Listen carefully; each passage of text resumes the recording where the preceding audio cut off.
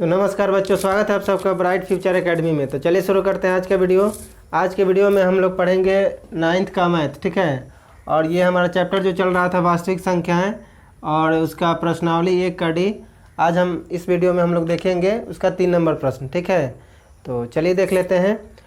Video शुरू करने से पहले अगर आप चैनल को सब्सक्राइब नहीं किए हैं तो चैनल को सब्सक्राइब कर लीजिए, और अगर आपको वीडियो अच्छा लगे तो वीडियो को शेयर भी कर दीजिएगा, ठीक है।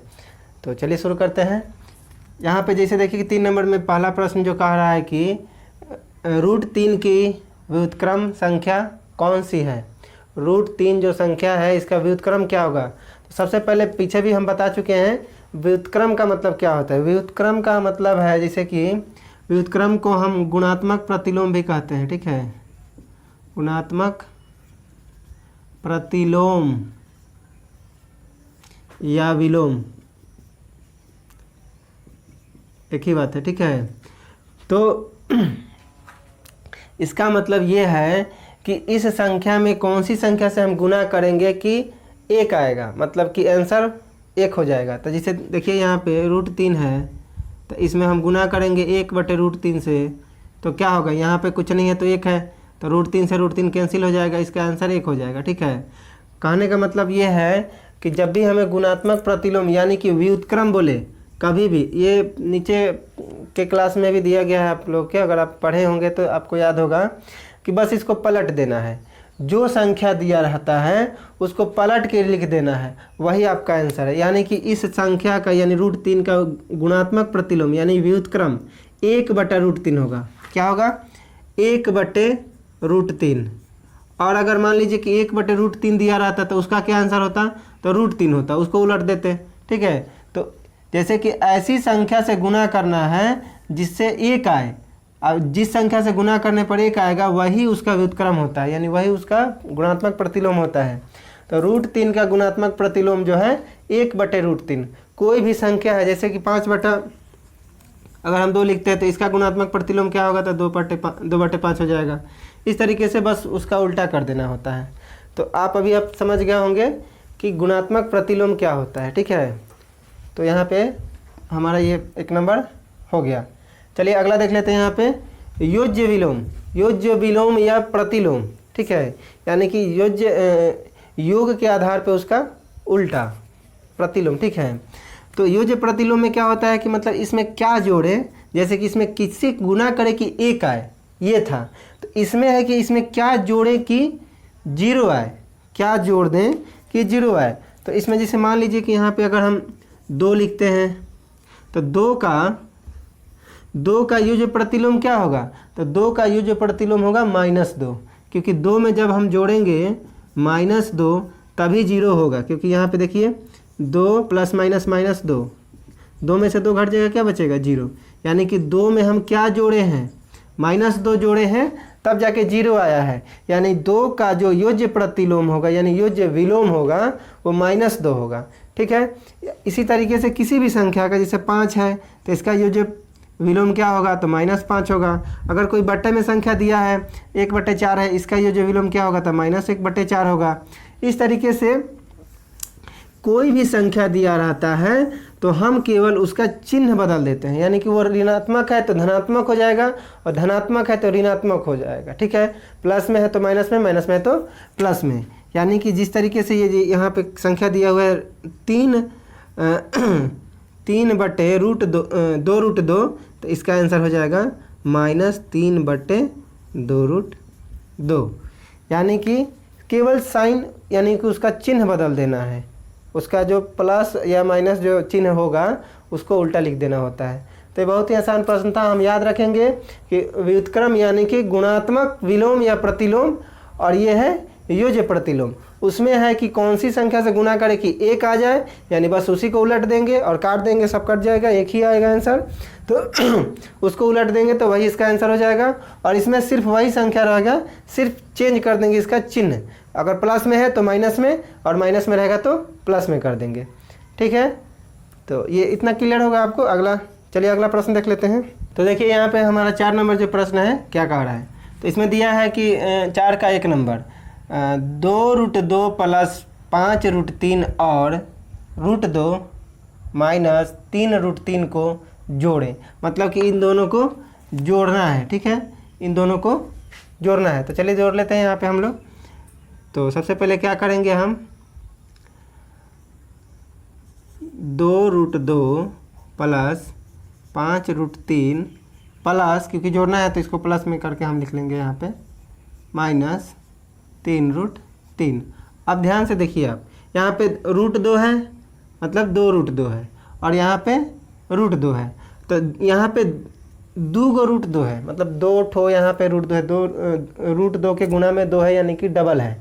ठीक है, और यहाँ पे कुछ भी नहीं है तो यानी कि 1 ठो है। तो जोड़ना है तो यहाँ पे 2 ठो √2 है और यहाँ पे 1 ठो है, मतलब दोनों को जोड़ लेंगे तो हम 3 गो हो जाएगा। ठीक है, देखिए साधारण भाषा में अगर हम समझाएं तो आप लोग को, तो यहाँ पे 2 गो है, यहाँ पे 1 गो है, तो 3 गो बस। ठीक है, 3 गो √2 हो जाएगा। ठीक है, जोड़ दिए, क्योंकि दोनों ही प्लस में था इसलिए हम 3 लिख दिए हैं। ठीक है, अगला यहाँ पे देखेंगे 5√3 और यहाँ पे 3√3। देखिए यहाँ पे भी √3 है और यहाँ पर भी √3 है, लेकिन यहाँ पे 3 गो √3 है और यहाँ पे 5 गो है। लेकिन यहाँ पे देखिए कि प्लस में 5√3 है और यहाँ पे क्या है, माइनस में 3√3 है, यानी कि √3 यहाँ पे 5 गो है, √3 यहाँ पे 3 गो है, लेकिन यहाँ पे है माइनस में और यहाँ पे है प्लस में। तो प्लस वाला ज़्यादा है, कितना को ज़्यादा है, 2 को ज़्यादा है, तो बस हम घटा लेंगे इसमें से और यही बच जाएगा हमारा प्लस में 2√3। बस यही आपका आंसर हो जाएगा। ठीक है, तो इस तरीके से हमें जोड़ना होता है। अब पीछे के क्लास में भी इस तरीके के प्रश्न पढ़े होंगे, तो छोटा मोटा प्रश्न है, क्योंकि रूट में है इसलिए थोड़ा सा समझने में दिक्कत हो सकता है, लेकिन हम ध्यान से अगर समझेंगे तो कोई दिक्कत नहीं होगा। इसमें गड़बड़ हो सकता है, ठीक है, लेकिन हम ध्यान से समझेंगे, देखेंगे कि √2 है यहाँ पे, तो कितना गो √2 है, तो 2 गो √2 है, और यहाँ पे कुछ भी नहीं है तो 1 गो है, यानी कि 2 गो और 1 गो 3 गो √2 हो गया। और यहाँ पे 5 गो √3 है, यहाँ पे 3 गो √3 है, तो यहाँ पे प्लस में है और यहाँ पे माइनस में है, तो प्लस वाला ज़्यादा है तो घटाना पड़ेगा। तो क गो ज़्यादा है तो 2 गो ज़्यादा है, तो 2 गो √3 लिख देंगे यहाँ पे प्लस में, तो यही हमारा हो जाएगा इसका आंसर। ठीक है, तो आशा करते हैं ये आपको समझ में आया होगा। तो चलिए आप अगला देख लेते हैं। इसमें हमें घटाने के लिए कह रहा है 7 प्लस √5 में से 4 माइनस √5 को घटाना है। तो चलिए घटा लेते हैं यहाँ पे 7 प्लस √5 माइनस, देखिए माइनस जब भी हम लगाएंगे ना तो इसको हम ब्रैकेट में रखेंगे, क्योंकि हमें बाद में साइन चेंज करना पड़ता है। ठीक है, तो चलिए यहाँ पे हम इसको ब्रैकेट हटा लेते हैं। ब्रैकेट जब हटाएंगे हम तो 7 प्लस √5 और ये माइनस हो जाएगा, यहाँ पे माइनस इसमें गुना होगा, -4 और माइनस माइनस प्लस √5।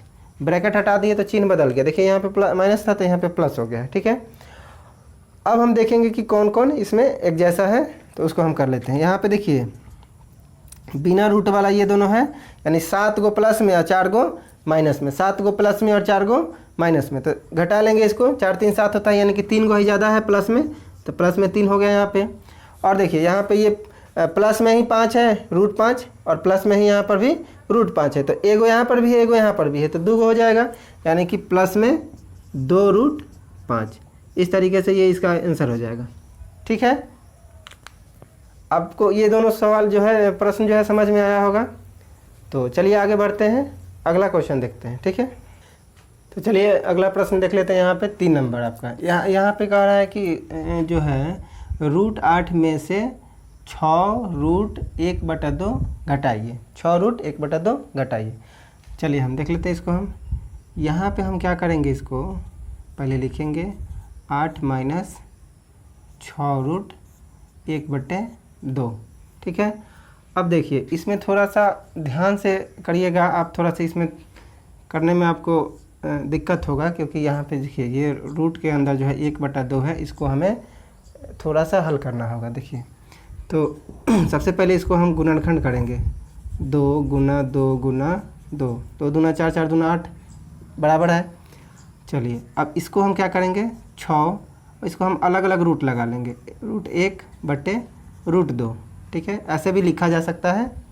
ठीक है, चलिए आगे का स्टेप कर लेते हैं। यहाँ पे जोड़ा लग रहा है इसका, यानी कि 1 2 बाहर आ जाएगा, उसका वर्गमूल निकल जाएगा, और 1 2 अंदर आ जाएगा, क्योंकि यहाँ पे एक कम ही है इसके में एक और आता तो फिर वो भी बाहर निकलता, लेकिन एक अकेला बच रहा है तो उसको रूट में ही लिखेंगे, पता होगा आपको।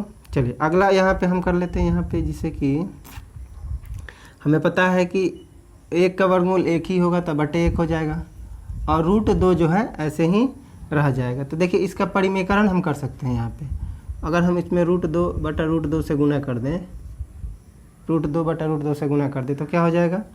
अगले स्टेप में आइए, ठीक है, अगले स्टेप में अगर हम करेंगे इसको तो 2√2 माइनस यहाँ पे देखिए 6 और ऊपर गुना होगा तो √2 और बटे नीचे क्या हो जाएगा, √2 सिर्फ 2 हो जाएगा, ठीक है। तो यहाँ पे अगर देखा जाए आपको तो यहाँ पे गुना का चिन्ह है, कुछ भी नहीं है तो गुना का चिन्ह, यहाँ पे 2 हो गया, ठीक है। गुना होगा दोनों का तो √4 और 4 का वर्गमूल क्या होता है 2, तो यहाँ पे 2 आएगा, इसको काट सकते हैं, 2 3 6। अगला स्टेप हो जाएगा 2√2 माइनस यहाँ पे क्या हो जाएगा 3√2, 3√2, ठीक है। तो अब देखिए अब आसान हो गया आपके लिए, यहाँ पे 2 √2 है, यहाँ पे 3 √2 है, कौन ज़्यादा है, माइनस वाला ज़्यादा, क्योंकि इसके आगे माइनस लगा है, माइनस में 1 ज़्यादा है, यानी कि इसका आंसर हो जाएगा माइनस में √2, ये हो गया इसका आंसर, ठीक है। एक बार और आपको हम समझा देते हैं, ध्यान से देखिएगा। सबसे पहले यहाँ पे इसको गुणनखंड कर लेंगे, ठीक है, फिर इसको हम अलग अलग रूट चढ़ा देंगे क्योंकि दोनों के ऊपर रूट लगा हुआ है। 1 का वर्गमूल होता है 1, अगले स्टेप में यहाँ पे आएंगे तो हम 1 हो जाएगा, √2 ऐसे ही रह गया, ठीक है। और इसका जो है डबल जोड़ा लग रहा था तो 2 बाहर आ गया है और 1 अंदर ही बच गया तो उसको अंदर ही रख लिए, ठीक है। इसके बाद हम इसमें क्या किए, नीचे जब रूट में कोई भी संख्या होता है तो उसका परिमेयकरण हम कर सकते हैं, तो इसको √2 बटा √2 से गुना कर लिए हैं। तो जब √2 बटा 2 से जब इसमें गुना होगा, केवल इसमें कर रहे हैं, तो √2 एक में होगा तो √2 आएगा यहाँ पे, और √4 यानी कि उसका वर्गमूल 2, तो यहाँ पे 2 आ गया था, और ये ऐसे ही था यहाँ पे, फिर ये 2 से हम इसको 3 बार में काट लिए तो 3√2 हो गया। अब देखिए 2√2 प्लस में है और 3√2 माइनस में है, यानी कि माइनस में 1 बेसी है तो माइनस में इसका √2 आंसर हो जाएगा, ठीक है। आशा करते हैं ये प्रश्न आपको समझ में आया होगा। अगर थोड़ा सा भी डाउट हो तो आप वीडियो को पीछे करके फिर से देख सकते हैं, ठीक है, और इसको प्रैक्टिस करेंगे तो आपको आसानी से आ जाएगा, है ना। चलिए अगला प्रश्न हम देख लेते हैं, 4 नंबर। तो इसमें क्या बोल रहा है कि 6√5 को 2√5 से गुना करें, 6√5 को 2√5 से गुना करें। तो गुना करना कोई दिक्कत नहीं है, आराम से पहले हम यहाँ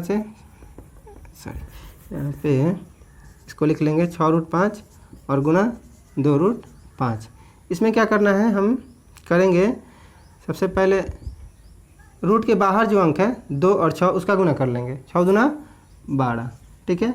फिर गुना का चिन्ह देंगे और रूट के अंदर जो अंक है दोनों उसका गुना कर लेंगे, तो 50 25 हो जाएगा, √25। अब देखिए ये 12 है तो 12 ही रहेगा, और ये इसका वर्गमूल होता है 50 25 यानी कि 5 हो जाएगा, तो इसका आंसर आ जाएगा 12 5 60। तो ये हो गया इसका आंसर।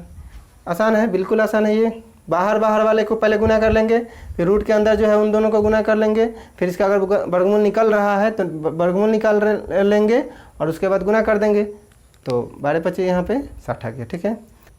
तो देखिए अगला प्रश्न देख लेते हैं, 5 नंबर, ठीक है। इसमें कह रहा है कि 8√15 को 2√3 से भाग करें, 8√15 को 2√3 से भाग करें। तो यहाँ पे हम भाग कर लेते हैं, यहाँ पे 8√15 भागा यानी कि बटा 2√3, 8√15 बटे 2√3, ठीक है। तो सबसे पहले यहाँ पे हम क्या करेंगे, हम तो इसको काट ही सकते हैं, 2 चौके 8, 4√15 को हम क्या करेंगे, 15 को गुणनखंड कर देंगे, 3 गुने 5 √3। इसको हम क्या लिख सकते हैं, 4 गुना √3 गुना √5 बटे √3, क्योंकि दोनों रूट में है तो अलग अलग भी लिख सकते हैं, गुना करेंगे वही आएगा, ठीक है। तो √3 से √3 कट जाएगा और बच जाएगा 4√5, 4√5 इसका हो जाएगा आंसर, ठीक है। देख सकते हैं यहाँ बहुत आसान है ये। 2 चौके 8 पहले काट लिए, फिर यहाँ पे 4 और ये √15 है तो इसको 5 3 15 3 गुना 5 अलग अलग कर लिए, और फिर नीचे √3 है, और फिर इसको अलग अलग लिख सकते हैं तो लिख लिए, फिर √3 से √3 को काट दिए, फिर 4√5 हमारा बच गया। ठीक है, तो आशा करते हैं ये सारे जो प्रश्न अभी हम आपको समझाए हैं अच्छे से समझ में आया होगा। अगर थोड़ा सा भी डाउट हो तो वीडियो को पीछे करके देख सकते हैं, और कोई भी दिक्कत हो तो कमेंट में बता सकते हैं। और अगर ये वीडियो अच्छा लगा आपको तो वीडियो को शेयर कर दीजिए, और चैनल को सब्सक्राइब नहीं किए हैं तो चैनल को सब्सक्राइब कीजिए। मिलते हैं अगले वीडियो में। ठीक है।